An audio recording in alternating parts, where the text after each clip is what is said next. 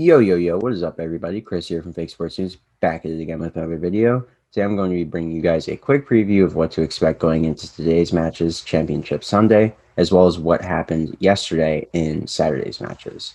So kicking things off, of course, we started off with the New York Subliners taking on the LA Gorillas, and the series pretty much went how you expected to, given the form of each team recently. Like I said yesterday, the Gorillas were coming off an 0-3 loss to FaZe Clan, and the Subliners, of course, were coming off of a 3-2 victory over the Florida Mutineers, who were a team who definitely were turning up this weekend.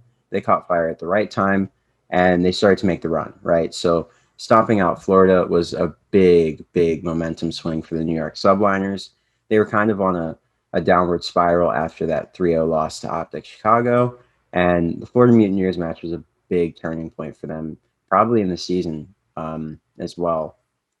Of course, if you're the New York Subliners players, you'd be worried about Hydra coming back to the U.S. from France and him potentially taking your spot. So I think these guys, they really turned up because they thought, oh crap, I could really be back in challengers if I don't play well and, earn my keep here on this team. And I think that's what motivated them to really, play these top tier teams so tightly to try to stake their claim as one of the top six teams in the game. Now, they beat the LA Gorillas very convincingly, like I said. They took the opening hard point. Gorillas, of course, took the search, as we would all expect. Subliners took the control with a 3-0, very dominant performance from them, and they closed out on the hard point 250 to 227. So it was a great showing for them, beating the Gorillas, a team that they should beat realistically. But the Gorillas, they're a solid team, right? They can't really be counted out as a weak, middle of the pack team. They played FaZe pretty tight in the opening hard point. Everything else in the series was a bit of a wash, but they're not a bad team under any circumstances, right? Like they're a very solid team. Fundamentally, they're probably the most sound team in the game, and you can't take them lightly. I mean, the hard point was 250 to 227, right? Could have gone either way. Um, so that was a good showing for the Subliners. Handle business as they should, and they moved on, of course, to the winner semis. So in our next matchup, we had Optic Chicago taking on the LA Thieves. And as most of us would expect, Optic Chicago walked away with the victory 3-1. I put down on a minus 1.5 for Optic Chicago. I always put down on a minus 1.5 for them, unless they're playing Dallas or FaZe. I think they're pretty safe bet at that point. They look to be the clear cut best hardpoint team in the game. I still think that even after the Dallas match and after them losing two hard points this weekend, I mean, we've seen a lot of teams have hard point slumps, and Optic Chicago, when they've played their game, they've looked to be untouchable against other teams, right? Like even when they played Atlanta Faze, they were handling them up until Abizi got that crazy three-piece on P4. So I think they are still the best hardpoint team in the game, despite this performance at the major. I think they'll game plan, they'll come back better than ever, and they'll be hungry for the next split of the Pro League, right? Um, no one wants to go home outside of the top three if you're FaZe, Dallas, or Chicago, of course, and they went home as fourth, right? So I think they'll go back to the drawing board, figure a lot out, and I don't think they'll be as complacent as they were in stage one. They were very good in this stage, yes, but they also had some glaring issues in their gameplay that showed some level of complacency, right? A lack of rotations, them just giving up time in crucial hard points instead of getting the strap and rotating. Just a lot of fundamental things that shouldn't be happening at this high level of Call of Duty that they were doing. I think they'll, go back to the drawing board. They'll game plan better and they'll be better. So I think that, of course, them losing the hard points was a good thing for them overall. I think this will be a catalyst for just meaningful change in the team and their strategies, and they'll just bounce back and come back better. So, looking at our last matchup of the day, we had the New York Subliners taking on Optic Chicago, and this one was really, really surprising to me. Of course, the Subliners walked away with the 3-0. They dominated Chicago in all three maps. But personally, I saw this matchup as a scheduling issue. And a lot of people, they disagree with me, but I think it's just because they don't understand how this actually works at the pro level at this point. These teams all have analysts. They have people who review the stats, of course. They have search and destroy analysts, and they have a head coach. So if you think that the New York Subliners weren't watching that Optic Chicago match with their coaching staff, figuring out a game plan, looking at the weaknesses on the Chicago team as they were playing the Thieves, and making a game plan as a result of that, then I don't know what to tell you. I mean, That's just what obviously happened. They played them on a lot of the same maps that they had just played 100 Thieves on. Of course, Crossroads, Chicago didn't really look great on it. They just turned things around at the end, and it looked like Thieves kind of they lost their composure a little bit, and that's why they lost the map, right? So what do you see is the first map in the New York Subliner series, Crossroads. I mean, it's a little too obvious to think that the coaches and their coaching staff didn't help them to figure out some sort of strategy to just counter what they saw in the matchup beforehand, right?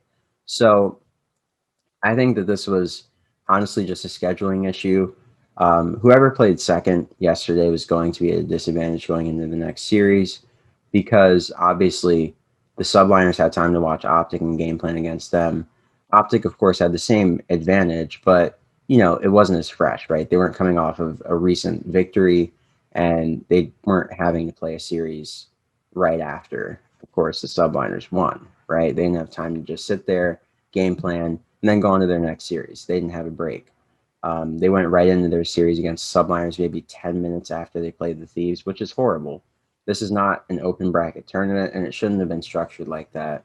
Realistically, they should have had the winners finals played yesterday, and the teams should have had time to prep for the losers semifinals today, and then let the rest of the tournament continue like that. Let the team waiting for grand finals sit there and just chill, right? Like chill the entire day until the grand finals start up. Don't play on Sunday for winners finals. This isn't an open bracket tournament format. It just doesn't make sense, right? Like if you have those kind of scheduling lapses, obviously somebody's going to be disadvantaged going into the next matchup if they're playing immediately after they played the matchup that they played to secure their placing in that semifinal, right? Um, it's just a scheduling lapse that I think needs to be addressed for the next tournament. And honestly, I would feel this way no matter who played. I just don't think it's fair to the team who plays second in the day. It's really a mess, right? Like, I mean, you're playing 15 minutes after you get a victory. It's very exhausting if you're playing another pro team, you're figuring things out, and you have to schedule practices afterwards to make sure that you're staying on point, you're working your strategies and improving on things that weren't great at in the series before, and they just weren't given this opportunity. So I think that obviously this 3-0 should stick. I mean, they played and that's the result, right? But I mean, I don't know that it's necessarily meaningful to the New York Subliners because they beat a team that they were able to get perfect preparation for, where the other team wasn't able to prepare for them at all, really. Um, and I don't know that they necessarily wanted to be in that position, right? Like, I think they would want to play a team that's well practiced going into their series so they don't get lulled into a false sense of security going into, Championship Sunday where they're playing Dallas and FaZe who have played lights out this entire weekend. FaZe, of course, 3-0 in their winners bracket match. Dallas 3-2 Chicago. So both teams handled business, and they looked really good. Dallas looked great in the hard points. FaZe looked great in all three modes. Um, so I don't know. I think the subliners would have wanted more quality matchups going up against Optic Chicago, and the league definitely needs to address that. Of course, looking ahead to our matches today, we have our winners finals where we will see Atlanta Faze taking on the Dallas Empire to kick things off. So personally, I think Faze win this matchup pretty convincingly. We've seen Dallas; they've had their struggles this season, and honestly, I think FaZe is probably the best team in the game as it stands right now. I thought it was Chicago at first, but they have a lot of issues with just their fundamentals and their composure, right? Like they threw away that control absolutely at the end. It was just an absolute collapse. It was 2v7 and they lost it. So they have a lot of work to do before they can really cement themselves as the best team in the game. But Atlanta Faze, they've looked to be the best team in the game without a doubt. They finished the first week of the Pro League 5-0, of course, coming from Group B. And Group B beat most of the Group A teams. I think the only Group A win was the Subliners beating the Gorillas and Optic Chicago yesterday. So Group B is clearly the harder group to beat. And I think for that reason, FaZe will come out and take the W. They've had better competition, of course, in Group B. Um, and yeah, I think they'll come out and beat Dallas probably 3-1. I don't think it'll be as close as the Dallas Chicago matchup. I think Chicago just made a lot of mistakes, honestly, and they played hardpoint very poorly. And that's what made the difference. They should have won that series, if we're being honest. It was really the Hook show the entire time. And I don't think going up against a team like Atlanta Faze, they'll be able to replicate that same level of just hero ball, let's say. So I think FaZe Clan will come out with the win pretty convincingly 3-1, and they'll move on to the grand finals. In our next matchup, of course, we'll have the losers finals, which we'll see the subliners taking on the winner, excuse me, the loser of Empire versus FaZe. I think it'll be Empire, and I think Empire will handle business. I think they'll 3-1 the subliners, either 3-1 or 3-0. I don't think the subliners can hang with Dallas Empire, even though they played them very tight when we saw their matchup before. They, of course, were up 2-0, and then they got reverse swept. I don't think the same thing will happen. I think that Dallas, obviously, in the beginning of the season, they were kind of getting things figured out going into the Pro League. But I think now they're really comfortable. And teams like the Subliners, they should beat very convincingly. So this one I see as a Dallas win. And then in the grand finals, I see FaZe taking on Dallas once more. And I think it'll be more of the same. I think FaZe beats Dallas 5-3 in the grand finals to win the first major and bring a chip back to the city of Atlanta. So I think FaZe will take this. I mean, right? I can't really, I can't really support Dallas while sitting here like this, right? It wouldn't make sense. Yeah, so I think FaZe win this. I think it's been a great major all week long. Um, I would like to see the schedule a little bit more condensed. I think Wednesday through Sunday is just a lot. Personally, for me, it's been nice having all this content, but I mean, it's pretty grueling having to watch COD for close to 5 days, right? Like, they should condense this a little bit more. Having 3 matches some days and then 4 other days, it just doesn't make sense. Like, just make it Friday through Sunday, and just run all the matches through then. Have an A/B stream set up like we used to have, where you have Alpha and Bravo, mainstream, side stream, and just keep it flowing like that. I mean, there's no reason to break what was already working well, right? If it ain't broke, don't fix it. So I think they have to really get this schedule figured out. This was just a little bit too long, a little bit convoluted in a lot of ways. So yeah, I think the league has a lot of work to do in terms of scheduling going forward. This format was cool. Yes, it wasn't terrible, but I think there's room for improvement. And yeah, I think this major was pretty good in terms of the competition. The only issue that I obviously have is the scheduling of things. Um, Teams are waiting a long time to play, man.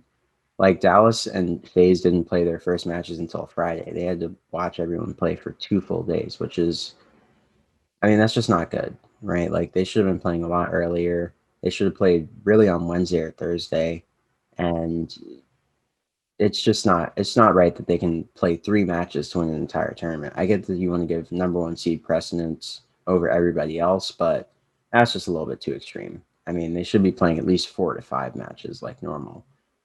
3 matches is nothing.